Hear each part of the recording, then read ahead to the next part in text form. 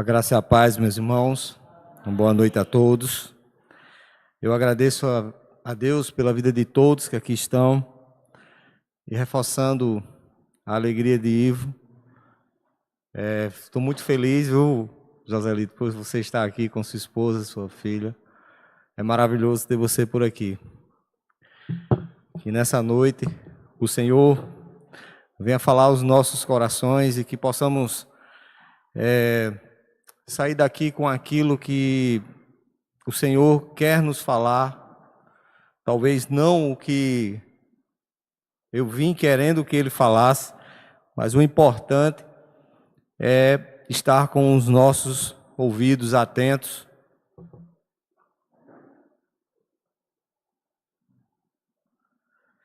e com os nossos corações quebrantados. Agora, no finalzinho da tarde, eu coloquei um vídeo do pastor Paulo Júnior, né? Ele falando sobre a verdadeira motivação que nós temos que ter em nos reunirmos na casa do Senhor, em vir até a igreja cultuar ao nosso Deus. E só para falar um pouco do que ele expressa lá na mensagem do vídeo,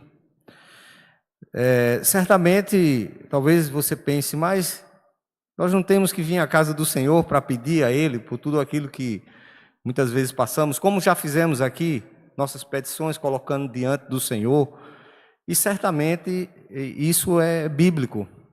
Mas o que ele quer dizer é que se nossa motivação de sair das nossas casas, de nos reunir aqui nessa noite, for só por isso, ou então seja a primeira intenção do nosso coração, porque eu estou passando por uma dificuldade, estou precisando de algo e eu vou até a igreja porque eu vou colocar diante do Senhor e eu sei que Ele é capaz de fazer. Nós estamos totalmente errados. O que Ele quer dizer é que a primeira motivação que tem que ter no meu e no seu coração de sair das nossas casas para estar aqui é glorificar a Deus, é adorar o Senhor pelo que Ele é. Porque infinitamente mais do que nós precisamos, Ele já nos faz. E o maior presente que Ele nos dá é a salvação em Cristo Jesus, que não tem nada nesse mundo que possa se comparar ao que Ele já fez. Então a nossa real motivação, então chegando aqui com o coração dessa forma, motivado pela adoração a Deus, nós colocamos diante dele as nossas petições, as nossas necessidades, que ele mesmo já sabe de todas elas.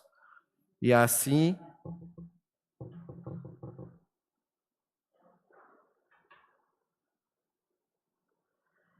ele se agrada no nosso coração, por estar sincero na adoração a ele, e ele nos abençoa com aquilo que nós precisamos e que cumpre o seu propósito.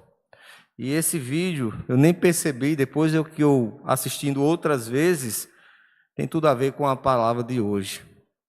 O tema da nossa mensagem, nessa noite, meus irmãos, é a verdadeira adoração e justiça. E nós vamos meditar na passagem que se encontra-se no livro do profeta Isaías, no capítulo 58. Nós vamos ler do verso 6 aos versos 10 e vamos meditar nesses versículos, a princípio. Irmãos, enquanto vocês procuram e os meninos colocam, que sim, Deus fosse conhecido através deles por todo o mundo. Só que no período do profeta Isaías, em um determinado momento, o povo ele passou a adorar o Senhor, praticando uma religião de forma superficial, sem sinceridade e sem intenção do coração. Eles cultuavam a Deus, adoravam ao Senhor da maneira que eles achavam que era correto, agindo como... E o pior, eles agiam como que eles estivessem cultuando a Deus como uma nação justa. É aquela coisa, eu faço mecanicamente, todas as coisas para Deus. Eu vou, canto, toco, falo, ouvo, bato palmas. E no meu coração ele diz que Deus está se agradando da minha adoração. Quando na verdade o Senhor estava abominando aquilo que o seu povo estava falando. Nos nossos dias, meus irmãos, não é diferente dessa época de Isaías. Muitas vezes, como assim fala no vídeo, nós saímos de nossas casas com outros propósitos no nosso coração do que adorar exclusivamente ao nosso Deus, de verdadeiramente prestar um culto de adoração a Ele. E é o que fazemos de errado, achando que Deus está recebendo essa adoração. Vamos ler o texto. No verso 6, a partir do verso 6 ao verso 10, diz o seguinte: o jejum que eu desejo não é este? Soltar as correntes da injustiça, desatar as cordas do jugo, pôr em liberdade os oprimidos e romper todo o jugo? Não é partilhar sua comida com o faminto, abrigar o pobre desamparado, vestir o nu que você encontrou e não recusar ajudar o próximo? Aí sim, a sua luz romperá como a alvorada e prontamente surgirá a sua cura. A sua retidão irá diante de você e a glória do Senhor estará à sua retaguarda. Aí sim, você clamará ao Senhor e Ele responderá. Você gritará por socorro e Ele dirá: estou aqui. Se você eliminar do seu meio o jugo opressor, o dedo acusador e a falsidade do falar, se com renúncia própria você beneficiar os famintos e satisfazer o anseio dos aflitos, então a sua luz despontará nas trevas e a sua noite será como o meio-dia. Amém? Irmãos, o contexto desse capítulo, Isaías, nesse capítulo 58, esse texto foi escrito durante um período em que o povo de Israel estava praticando jejum e rituais religiosos, mas que faltava sinceridade e justiça, porque eles estavam mais preocupados com as aparências e as tradições do que com os valores de Deus. Tudo aquilo que o Senhor havia determinado na sua lei que eles deveriam fazer. Mas eles faziam tudo superficialmente. E Deus, irmãos, através do profeta Isaías, ele vai confrontar o pecado do povo sobre suas práticas, sobre a hipocrisia que o povo estava lidando com o seu Deus. E ele revela o que ele realmente deseja.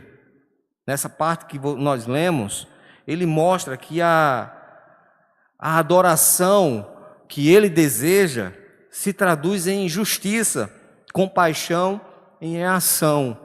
Era exatamente pegar tudo aquilo que ele tinha dado ao povo, como eles deveriam adorar a ele, e colocar em prática.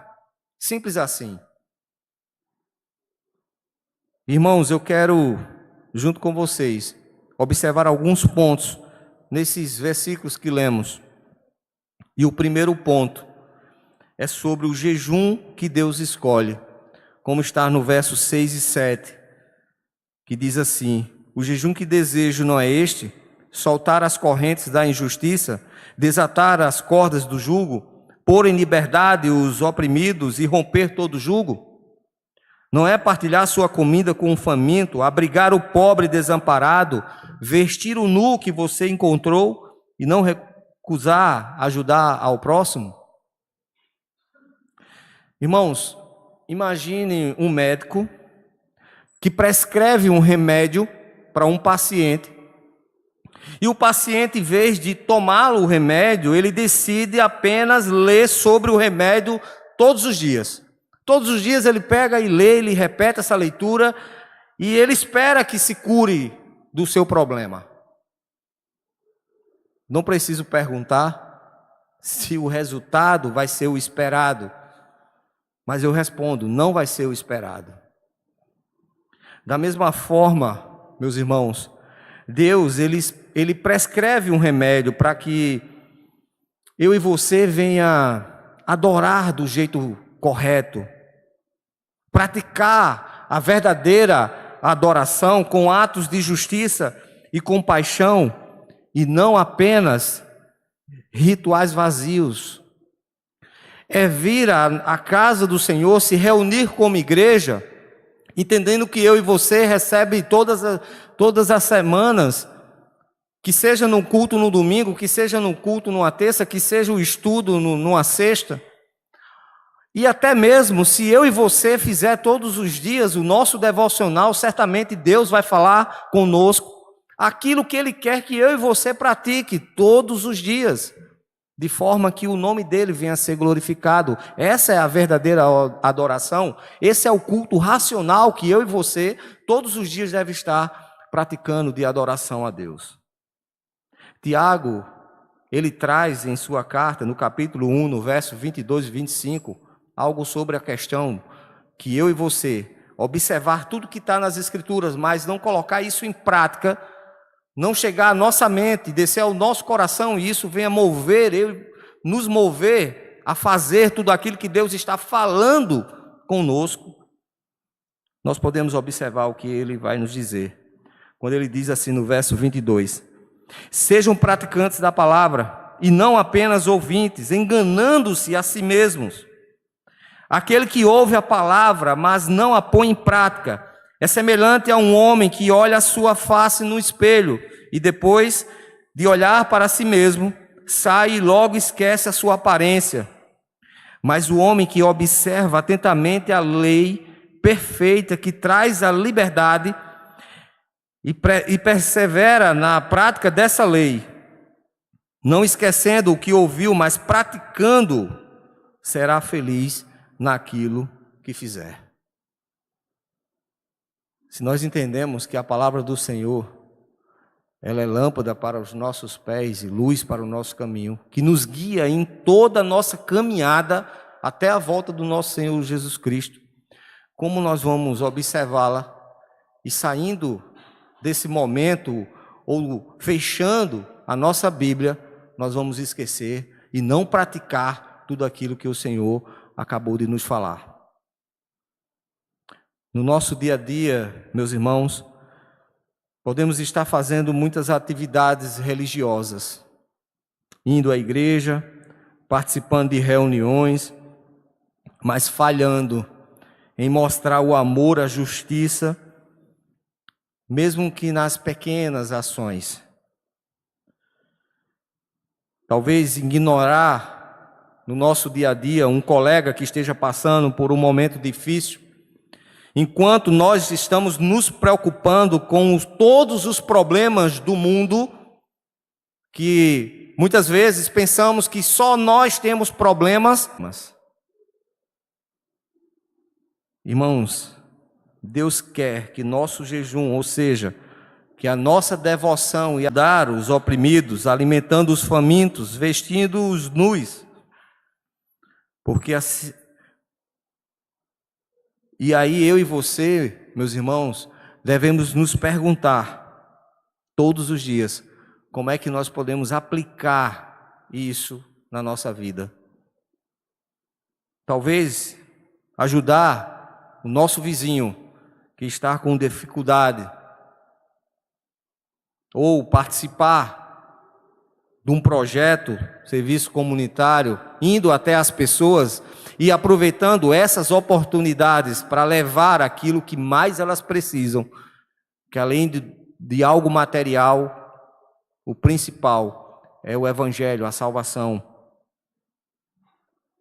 E aí, nessas situações, podemos observar as oportunidades que o Senhor nos dá em pregar o Evangelho, em alcançar aqueles que estão necessitando de salvação. Em Mateus 25, verso 35 e 36, o Senhor Jesus diz algo. Quando ele diz assim: porque tive fome e deste-me de comer, Tive sede e deste-me de beber. Era estrangeiro e hospedaste-me. Estava nu e vestiste-me. Adoeci e visitaste-me. Estive na prisão e foste-me ver. Essa passagem, ela ecoa Isaías 58, nesses versículos que lemos do 6 ao 10. Ela reforça que a verdadeira adoração a Deus é servir aos outros, porque o maior exemplo que nós tivemos de servir e se doar foi Jesus Cristo, que deixou o seu trono, deixou a sua glória, deixou a sua majestade nos céus ao lado do Pai e veio se entregar e servir a mim e a você, que não merecíamos. Por isso, meus irmãos, precisamos observar a verdadeira adoração. O segundo ponto, as bênçãos da verdadeira adoração. No verso 8 e 9 diz o seguinte: e esse é o resultado da verdadeira adoração. Aí sim, a sua luz irromperá como a alvorada, e prontamente surgirá a sua cura, a sua retidão irá diante de você, e a glória do Senhor estará à sua retaguarda. Aí sim, você clamará ao Senhor e Ele responderá. Você gritará por socorro e Ele dirá: estou aqui, aqui estou. Se você eliminar do seu meio o jugo opressor, o dedo acusador e a falsidade do falar. Pense, meus irmãos, em uma planta que recebe a quantidade certa de água e de luz solar. Ela crescerá certamente forte e saudável, florescendo para que todos vejam. Da mesma forma, quando adoramos a Deus na maneira correta, a nossa vida floresce com as bênçãos e com a luz que o Senhor derrama em nossas vidas. Irmãos, nós não fomos chamados para viver uma vida cristã triste e angustiada. Certamente, nós passamos por isso, por algum momento.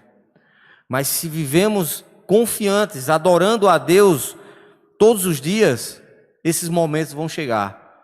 Mas não tiraremos os nossos olhos do nosso Salvador. Por isso, meus amados, nós precisamos trazer à memória tudo aquilo que nos dá esperança. É nos momentos difíceis, de angústia, de tristeza, que essas memórias daquilo que Deus fez e daquilo que Ele faz deve estar em nossas mentes. Devemos fazer como o salmista, falar a nossa alma e perguntar a ela por que ela está abatida. Se nós temos aquele que está conosco, que habita dentro de nós, e quando estamos angustiados, apenas olhando para os problemas, para as dificuldades, nós esquecemos quem é o nosso verdadeiro Deus. Quem é aquele que pode todas as coisas e que quer da nossa vida é a adoração total e sincera. E certamente, se estamos olhando para Cristo, o nosso problema ficará muito pequeno. E se confiarmos nele, se tivermos a confiança nas mãos dele, irmãos, nós passaremos que nem perceberemos. Devemos invocar o nome do Senhor. Quando nós estivermos nessas situações, devemos louvar a Ele, engrandecer o seu nome, mesmo com lágrimas, irmãos, mesmo com lágrimas. Lembram de Paulo e Silas na prisão? Quanto eles tinham apanhado, estavam presos. Talvez alguns no lugar deles nem imaginava ou se desesperaria pelo que iria acontecer no outro dia. Talvez pensasse: amanhã, hoje apanhamos, estamos amarrados, presos, amanhã morreremos. E se desesperaram. Mas o que foi que eles fizeram? Cantaram e exaltaram o nome do Senhor. louvaram a Deus em meio às lutas, exaltaram, adoraram o Senhor em meio às lutas que eles estavam passando, as dores que eles estavam sentindo fisicamente. Eles apanharam e ficaram quase mortos, estavam acorrentados dentro da prisão.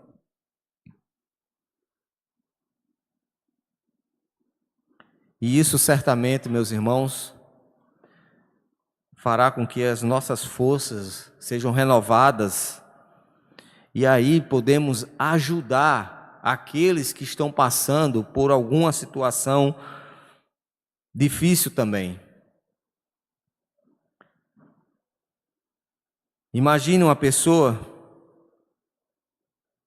que, entendendo tudo isso, por exemplo, no invés de orar apenas para que o seu salário aumente, porque ela tem planos, novos planos para a sua vida, a sua intenção do seu coração é de pedir a Deus para que ela possa ajudar aqueles que estão necessitados. E certamente, irmãos, se você faz isso, e se for no meio que você convive, com o tempo,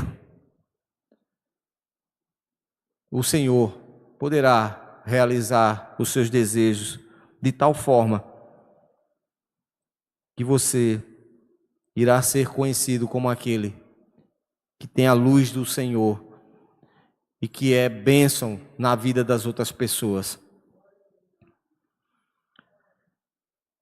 Ainda no verso 8, o texto diz que quando seguimos os mandamentos de Deus, da sua justiça e compaixão, Ele promete que nossa luz romperá como a alva e nossa cura brotará rapidamente.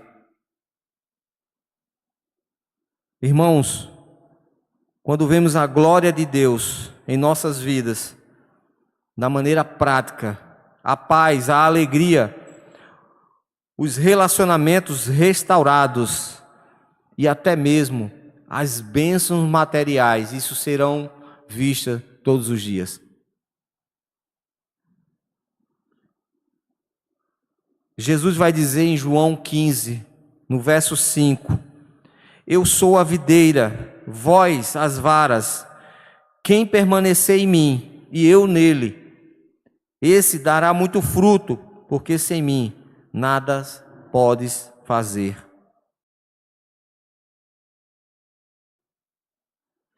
Irmãos, a nossa verdadeira adoração e obediência a Deus resultará em frutos visíveis em nossas vidas.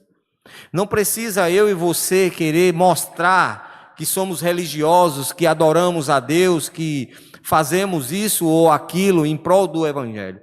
Não precisamos fazer isso, porque certamente as pessoas reconhecerão que nós verdadeiramente adoramos ao Senhor.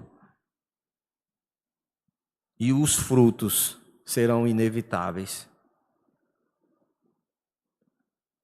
O terceiro ponto é a transformação da sociedade. No verso 10 diz: se com renúncia própria você beneficiar os famintos e satisfazer o anseio dos aflitos, então sua luz despontará nas trevas e sua noite será como o meio-dia. Irmãos, imagine uma sala totalmente escura, sem nenhuma luz, e eu com uma vela acesa.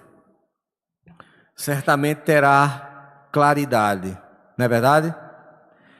Agora imagine essa sala aqui totalmente escura, mas cada um aqui com uma vela acesa. Quanta claridade não terá? Será bem diferente. Da mesma forma, meus irmãos, quando cada um de nós pratica a verdadeira adoração, juntos nós iluminamos a sociedade. E nós colocamos, irmãos, em prática uma das ordenanças do nosso Senhor Jesus, quando Ele diz que nós devemos ser sal e luz a um mundo de trevas. Quando a igreja do Senhor está na sua presença, adorando verdadeiramente, e ela pratica essa adoração todos os dias, ela é quem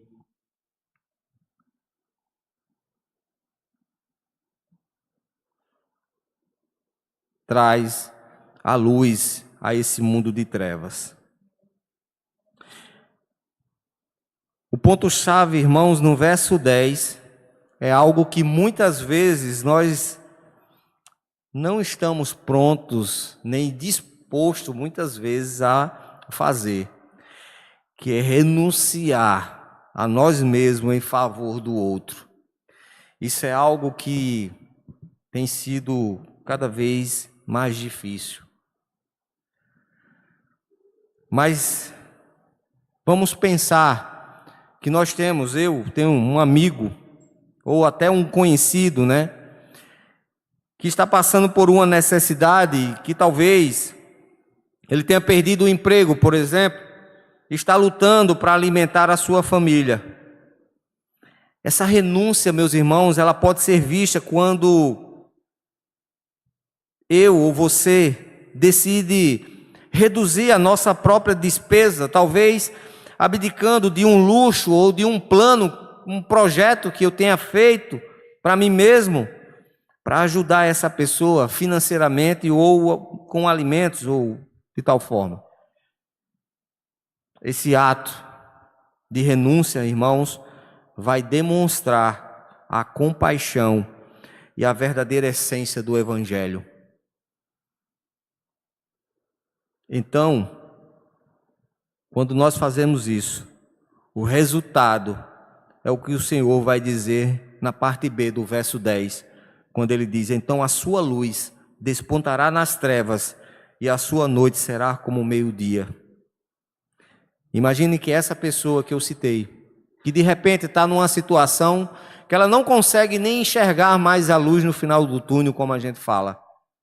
Mas de repente, meus irmãos, chega esse enviado do Senhor, que ao adorar ao Senhor está sempre atento para as necessidades do outro.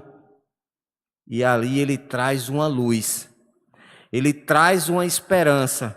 É a luz que chega quando esse nem esperava mais enxergar no final do túnel. E o Senhor, ele é visto e glorificado através da nossa vida na sua obra. Quando, meus irmãos, nos dedicamos a compartilhar aquilo que temos com os famintos, ajudar os aflitos, não apenas, irmãos, estaremos transformando vidas com bens materiais, mas também estamos levando a esperança, e as oportunidades surgirão para que a esperança da salvação chegue até essas pessoas. E as oportunidades nós não vamos deixar passar. E assim, irmãos, nos tornaremos agentes de mudança, trazendo a luz às trevas. E eu quero concluir, meus irmãos, Ministério do Louvor, dizendo que Isaías 58, ele nos desafia a ir além dos ritos e de viver uma vida, irmãos, de uma justiça e de uma misericórdia superficial. O verdadeiro jejum que agrada a Deus é quando nós soltamos as cordas da impiedade e ajudamos os necessitados e assim praticamos a justiça. E então recebemos a luz de Deus com a cura e a transformação da nossa sociedade através daqueles que Ele for alcançando. Mudaremos, irmãos, a sociedade caída, toda ela? Claro que não. Mas seremos instrumentos de Deus na vida daqueles que Ele já escolheu e que Ele irá salvar. E a sua glória é vista nessa transformação. E o convite, meus irmãos, é para hoje. Que eu e você, a partir de agora, possa fazer um autoexame, possa observar tudo aquilo que o Senhor tem nos dito a fazer e venhamos, irmãos, buscar a sua presença, adorar em primeiro lugar, e assim o Espírito Santo se agradando da minha e da sua adoração. E eu não falo apenas quando estamos aqui no templo, mas em todos os lugares, em casa, onde quer que o Senhor nos enviar. Que essa adoração, agradando o Espírito Santo, venha fazer com que Ele venha me usar e usar a sua vida, para que aqueles que precisam ouvir o Evangelho da salvação sejam verdadeiramente salvos. Se você me pedisse, irmãos, para resumir esses versículos que acabamos de ler, de Isaías 58, do verso 6 ao verso 10, com o Senhor nos lembrando do seu amor, da sua transformação, essa transformação que Ele deseja que eu e você, na nossa caminhada, venha alcançar, porque todos os dias, irmãos, se eu e você buscar a obediência a Deus, nós seremos transformados segundo a sua vontade e o seu querer. Se você me pedir para resumir, com base em tudo isso, como família de Cristo que nós somos, aquilo que Ele quer através das nossas vidas, irmãos, eu diria assim, diz o Senhor: vocês serão conhecidos como aqueles que, em meu nome, repara qualquer coisa, que constrói com o meu poder sobre as antigas ruínas da vida, usam os entulhos do passado para construir de novo.